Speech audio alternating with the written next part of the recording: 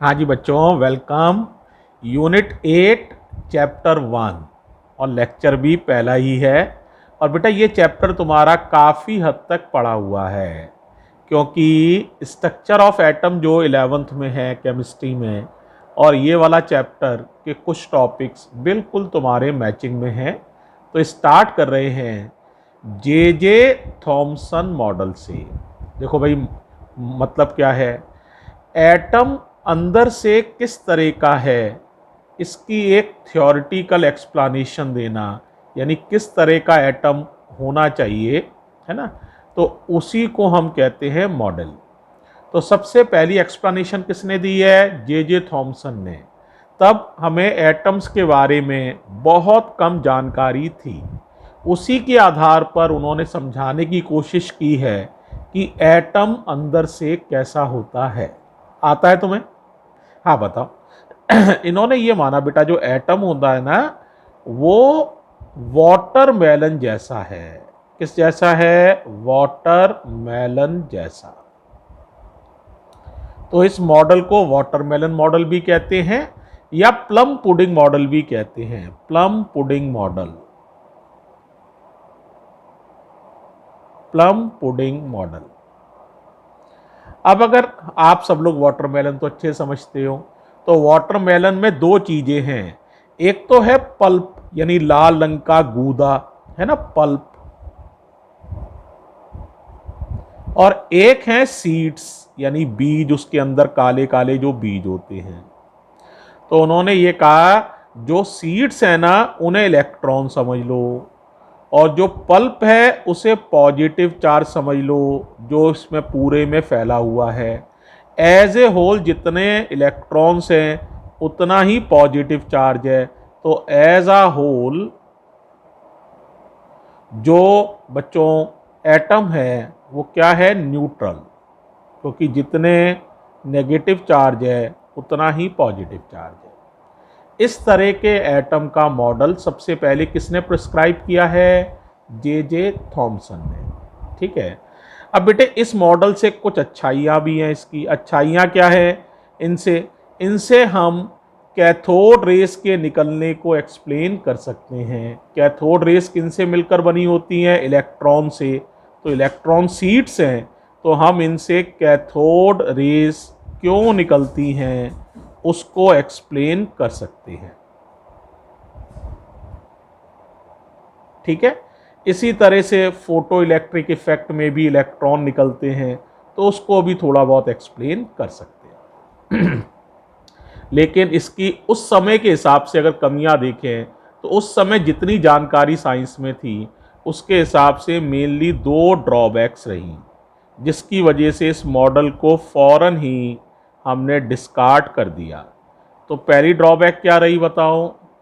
पहली ड्रॉबैक ये है बेटे, जब हाइड्रोजन को देखते हैं तो उसके अंदर कई स्पेक्ट्रल लाइंस उसके स्पेक्ट्रम में दिखाई देती हैं। स्पेक्ट्रल लाइंस, जैसे तुम्हें पता है ये कोई नई चीज़ नहीं है, तुमने पढ़ा भी हुआ है। लाइमन सीरीज, बामर सीरीज, उसमें कई सारी स्पेक्ट्रल लाइंस दिखाई देती हैं। तो वो स्पेक्ट्रल लाइंस कहाँ से आ रही हैं, उनका सोर्स क्या है, वो कैसे बन रही हैं, क्यों बन रही हैं, इनको ये मॉडल एक्सप्लेन नहीं कर सकता है। इस वजह से ये मॉडल यहाँ पर फेल्योर उसका माना जाएगा। दूसरा, उसी समय बेटे रदरफोर्ड जो थे वो भी एक्सपेरिमेंट कर रहे थे। तुम्हें पता ही है, बहुत ही इम्पॉर्टेंट एक्सपेरिमेंट है रदरफोर्ड अल्फा स्कैटरिंग एक्सपेरिमेंट। और उसमें जो एक्सपेरिमेंटली वो देख रहे थे, है ना, कि ज़्यादातर इलेक्ट्रॉन्स सीधे निकल जाते हैं, ज़्यादातर अल्फा पार्टिकल्स सीधे निकल जाते हैं, एक आध पार्टिकल पूरी तरह 180 डिग्री से डेविएट होता है। तो उसके कई रिजल्ट्स थे, तो उन रिजल्ट्स को भी ये मॉडल एक्सप्लेन नहीं कर पाया। तो रदरफोर्ड अल्फा स्कैटरिंग एक्सपेरिमेंट, इनके रिजल्ट्स को भी, इनके जो रिजल्ट्स थे उनको भी ये एक्सप्लेन नहीं कर सका। इन सब कारणों से फिर ये माना गया कि जे जे थॉमसन मॉडल जो है वो ज़्यादा अच्छा मॉडल नहीं है। उसकी जगह अगर हमें एटम को समझना है तो किसी नए मॉडल की ज़रूरत है। फिर ये काम किसने किया एटम के बारे में और जानकारी देने का? हाँ, रदरफोर्ड ने। और रदरफोर्ड की सारी बात किस पर बेस थी? रदरफोर्ड ने एक्सपेरिमेंट किया था जिसे कहते हैं रदरफोर्ड अल्फा स्कैटरिंग एक्सपेरिमेंट। उस बात पर ही सारी चीजें बेस थी। ये बेटे एक्सपेरिमेंट से निकले रिजल्ट थे, तो इन पर विश्वास करना ज़्यादा अच्छा है। ठीक है, अब देखो इन्होंने किया क्या था, तुम लोग को पता भी है, वैसे एक बार थोड़ा बता देते हैं। इन्होंने बेटे गोल्ड फॉइल ली, बहुत ही पतली गोल्ड फॉइल, है ना। गोल्ड फॉइल ही क्यों ली?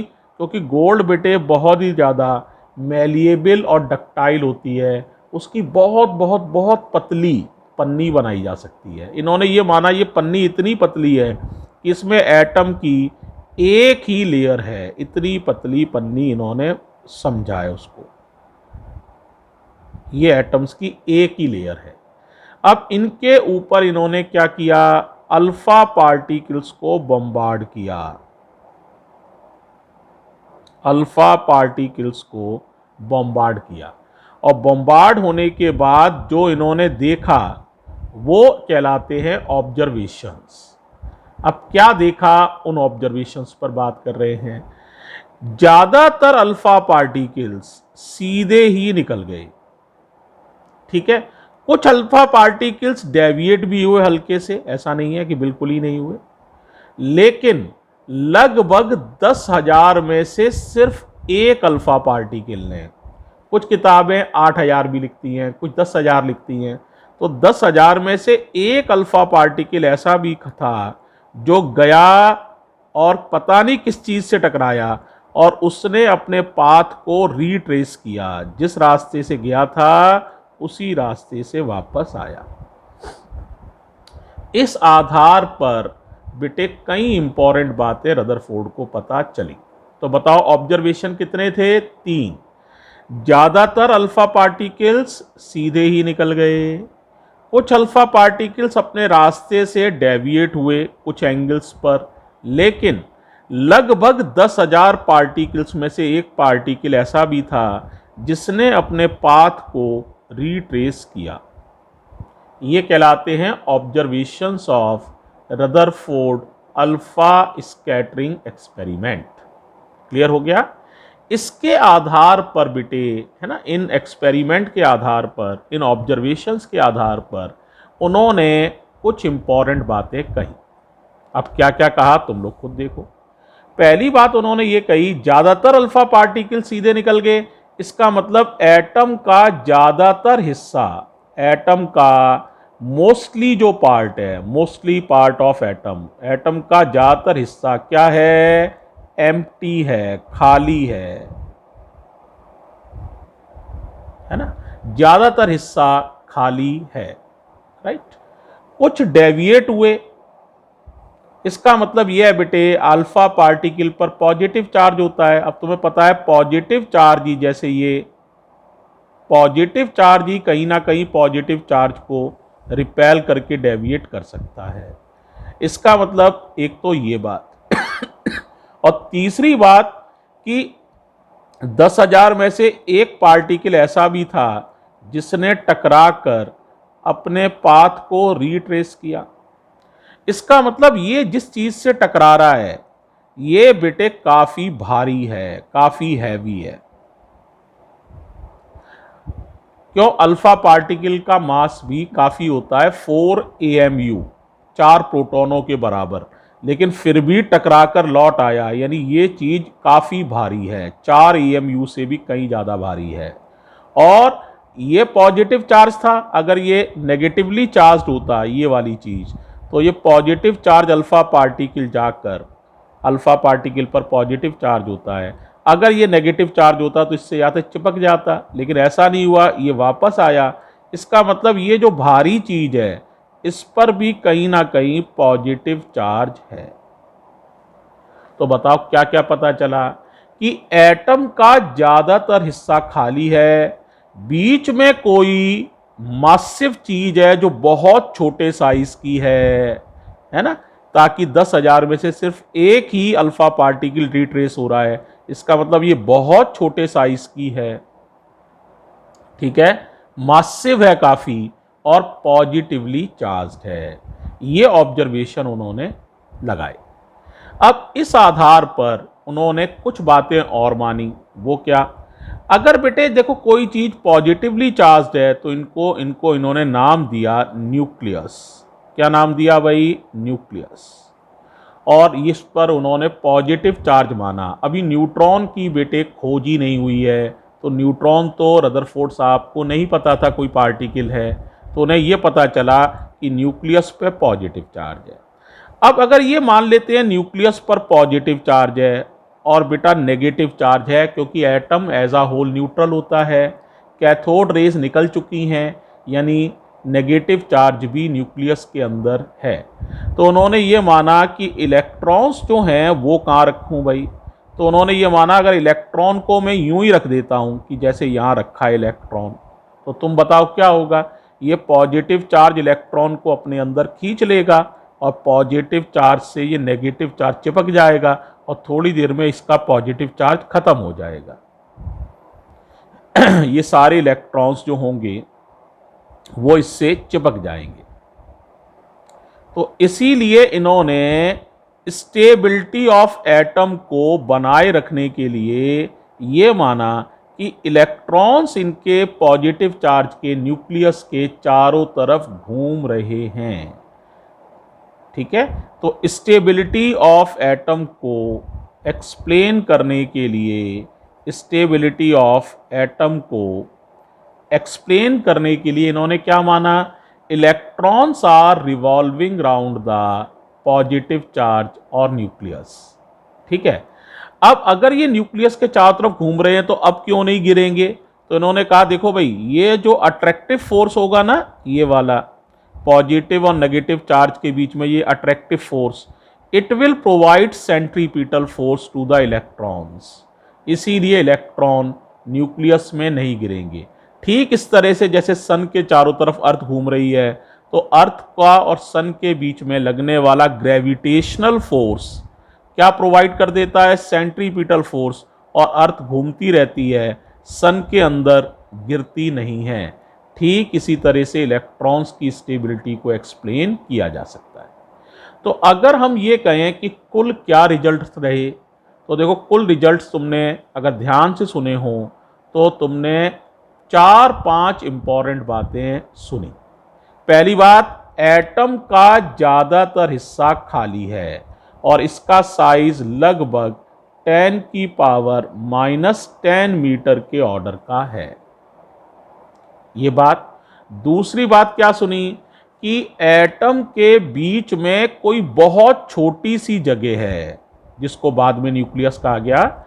ये जो जगह है इस पर पॉजिटिव चार्ज है और ये काफ़ी भारी जगह है और ये साइज में इससे बहुत कम है, क्योंकि ज़्यादातर जो वो थे अल्फा पार्टिकल्स वो सीधे ही निकल गए। तीसरी बात यह है कि स्टेबिलिटी ऑफ एटम को कैसे एक्सप्लेन करें, तो उन्होंने कहा इसके लिए ये आवश्यक है कि इलेक्ट्रॉन्स जो हैं वो न्यूक्लियस के चारों तरफ घूम रहे हैं।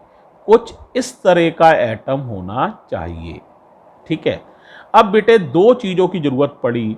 एक तो ये कि न्यूक्लियस का साइज क्या है, इसका साइज क्या है ना, क्योंकि न्यूक्लियस नाम लिया आपने कि एक छोटी सी पॉजिटिव चीज है जो मासिव है और जिस पे पॉजिटिव चार्ज है, तो उसका साइज क्या है। तो इसके साइज के लिए भी इन्होंने कैलकुलेट किया और एक बड़ा ही देखो इंपॉर्टेंट बात से इन्होंने न्यूक्लियस का लगभग साइज कैलकुलेट किया। इसे कहते हैं डिस्टेंस ऑफ क्लोजेस्ट अप्रोच। ये कैलकुलेट करने के पीछे क्या कारण था भाई? वो बताना चाहते थे, साइज ऑफ न्यूक्लियस को कैलकुलेट करना चाहते थे। जरा समझो कैसे। तो देखो डिस्टेंस ऑफ क्लोजेस्ट अप्रोच का मतलब समझो। जैसे ये न्यूक्लियस हो और इसका atomic number atomic number Z है। एटॉमिक नंबर तुम लोग समझते हो, नंबर ऑफ प्रोटॉन्स, इसमें Z है। नंबर ऑफ प्रोटॉन्स कितने हैं? Z। तो चार्ज क्या होता है? चार्ज होता है इसके ऊपर, एक प्रोटॉन पे चार्ज E है और Z प्रोटॉन्स हैं, तो इस पर चार्ज हो जाएगा Ze। अब ये अल्फा पार्टिकल्स के पास शुरू में ये इससे जब काफ़ी दूर है तो v वेलोसिटी है, m मास है, ये अल्फा पार्टिकल है। कौन सा पार्टिकल है? अल्फा। अब अल्फा पार्टिकल के पास कितना चार्ज होता है? तुम्हें पता है, ये चार्ज होता है 2e। इस पर भी पॉजिटिव चार्ज है, इस पर भी पॉजिटिव चार्ज है। जैसे जैसे अल्फा पार्टिकल इसके पास आएगा, बताओ क्या होगा? ये इसको रिपेल करेगा, ये इसको इधर धक्का देगा, इससे इसकी स्पीड कम होती जाएगी, काइनेटिक एनर्जी कम होती जाएगी, और एक स्थिति ये आएगी, ये इसके बिल्कुल पास आके कहीं ना कहीं इसकी काइनेटिक एनर्जी जीरो हो जाएगी, और फिर यहां से ये वापस मुड़ जाएगा, वापस चला जाएगा। तो ये जो इसके इतना पास तक आ गया, अगर इस दूरी को हम नाप लें तो ये लगभग क्या है? रेडियस ऑफ न्यूक्लियस के बराबर होगी। इस तरह से न्यूक्लियस का साइज डिटरमाइन किया जा सकता है। तो जब अल्फा पार्टिकल बिल्कुल लौटने वाला होगा, यहां से अपने पाथ को रिट्रेस करने वाला होगा, तो उस समय काइनेटिक एनर्जी तो सारी इस पे खत्म हो जाएगी, और वो सारी की सारी काइनेटिक एनर्जी पोटेंशियल एनर्जी में बदल जाएगी। किस में बदल जाएगी? पोटेंशियल एनर्जी में। यानी एनर्जी कंजर्वेशन से ये जो काइनेटिक एनर्जी शुरू में अल्फा पार्टिकल के पास होगी वो कम होती जाएगी, पोटेंशियल एनर्जी बढ़ती जाएगी, और जहां पर ये एक इंस्टेंट के लिए रुकेगा और वापस आएगा, उस पॉइंट पर सारी काइनेटिक एनर्जी पोटेंशियल एनर्जी के रूप में बदल जाएगी। पोटेंशियल एनर्जी माने electrostatic potential energy, 1/4 pi epsilon not Q1 Q2 upon R, और R माने ये वाली दूरी। अगर ये दूरी हम कैलकुलेट कर लें तो लगभग ये न्यूक्लियस का साइज या न्यूक्लियस की रेडियस निकल आएगी। तो अब हम क्या कर रहे हैं? एनर्जी कंजर्वेशन लगा रहे हैं, जरा देखो, और इससे न्यूक्लियस का एक अप्रॉक्सीमेट साइज हमें पता चल जाएगा। ठीक है, तो देखो जरा, kinetic energy equals to converts in the form of potential energy. Kinetic energy होती है हाफ mv², और पोटेंशियल एनर्जी होती है 1/4 पाई epsilon not Q1 Q2 upon R0। R0 is called the distance of closest approach, which is the approximate evaluation of the size of nucleus or radius of nucleus। तो अब बताओ R0 की value आप आसानी से समझ सकते हो, 1/4 पाई epsilon not Q1 Q2 upon half mv²। अब बताओ Q1 कितना था? Q1 था Ze, यानी न्यूक्लियस पर चार्ज, Ze, जहां Z न्यूक्लियस का एटॉमिक नंबर है। एटॉमिक नंबर का मतलब होता है प्रोटॉन्स की संख्या, number of protons.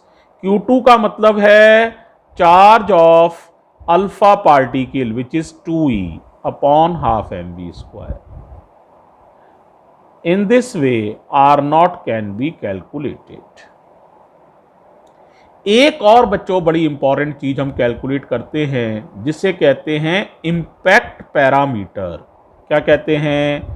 Impact parameter. अब बच्चों के दिमाग में आएगी, ये सर क्या चीज है? जरा ध्यान से देखो। मान लो ये बेटा न्यूक्लियस है, ये न्यूक्लियस है, ये न्यूक्लियस का सेंटर है, ये सेंटर से गुजरने वाली लाइन है, ये अल्फा पार्टिकल आ रहा है। कोई जरूरी नहीं है कि इसी लाइन की सीध में ही आए, हो सकता है अल्फा पार्टिकल ऐसे आ रहा हो। तो ये सेंटर से गुजरने वाली लाइन और अल्फा पार्टिकल का ये जो वेलोसिटी वेक्टर है, इन दोनों के बीच की ये दूरी, इसे ही इंपैक्ट पैरामीटर कहते हैं। अब ये अल्फा पार्टिकल क्या होगा? सीधा जा रहा होगा, लेकिन इस पर पॉजिटिव चार्ज है, इस पर भी पॉजिटिव चार्ज है, तो ये इसको रिपेल करेगा, तो जाना तो सीधा चाहिए था, लेकिन इसके रिपल्शन के प्रभाव में ये ऐसे मुड़ जाएगा और डेविएट हो जाएगा थीटा एंगल से। ये दूरी जितनी कम होगी टक्कर उतनी ही जोर की होगी, है ना। और अगर ये दूरी जीरो हो जाए, यानी अल्फा पार्टिकल इसी लाइन के अलोंग चले, तो सबसे जोर की टक्कर होगी। इसे कहते हैं हेड ऑन कॉलिजन, सिर से सिर भिड़ जाना, आमने सामने की भिड़ंत।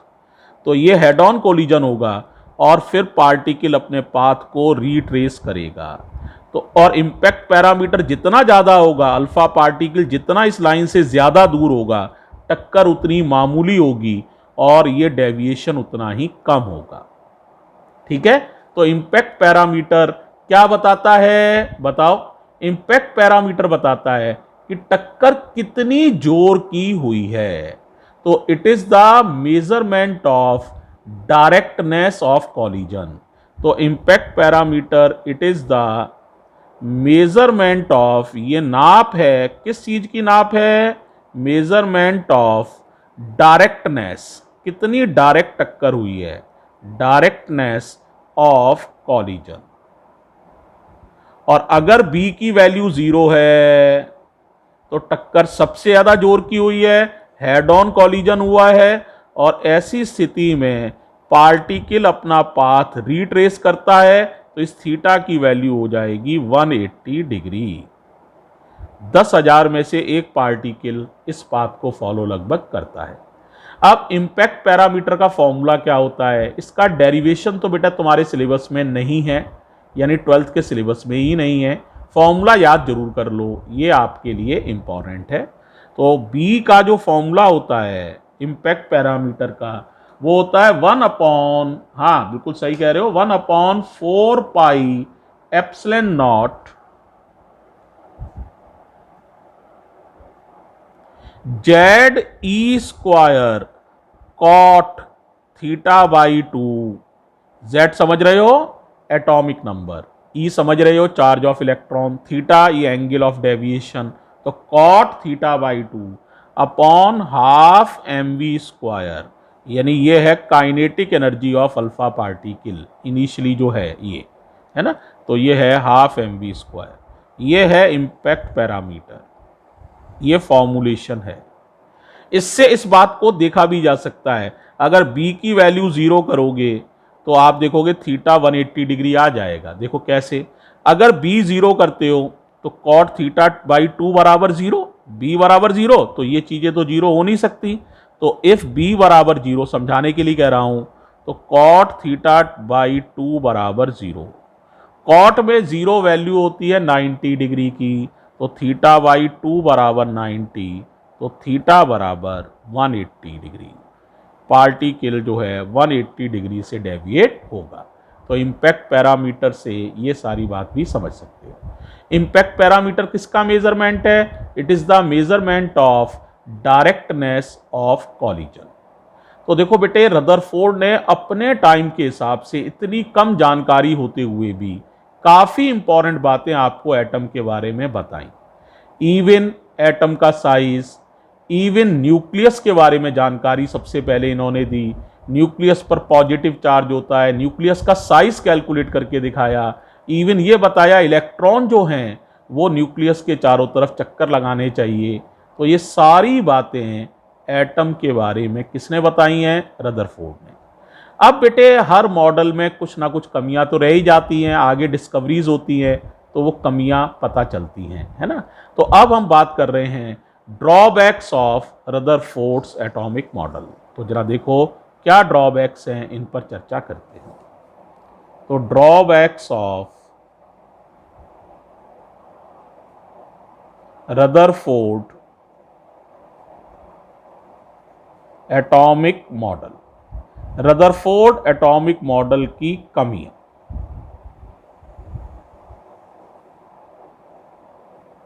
देखो भाई, कमी में मेनली 2 बातों से ही ये मॉडल डिस्कार्ड कर दिया गया।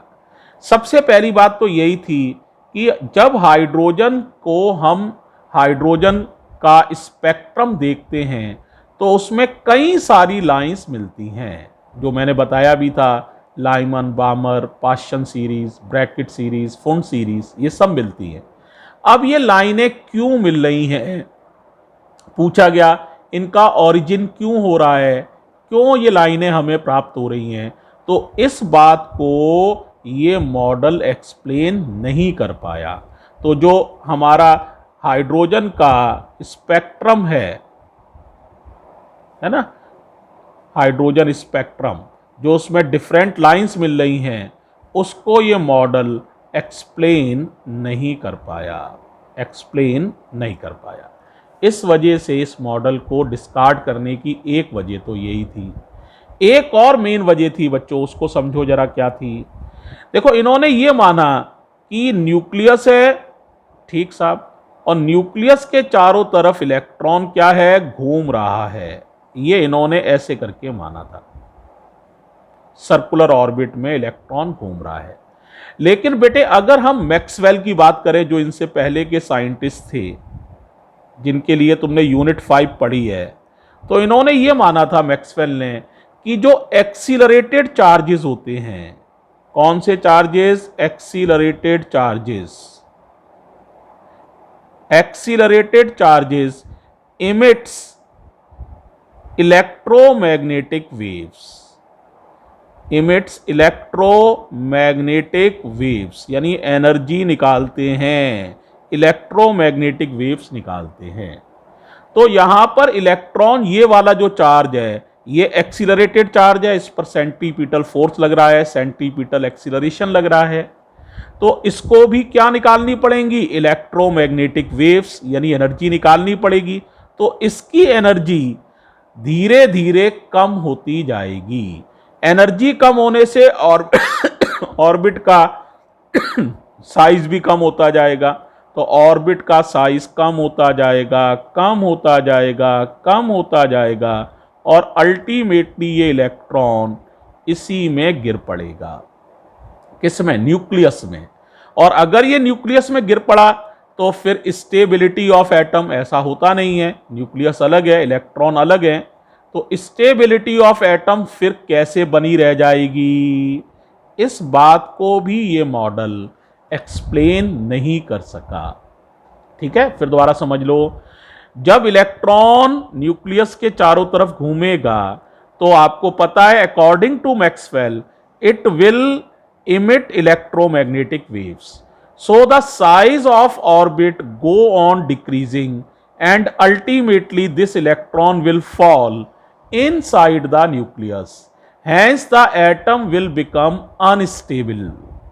Hence this model cannot explain the stability of an atom.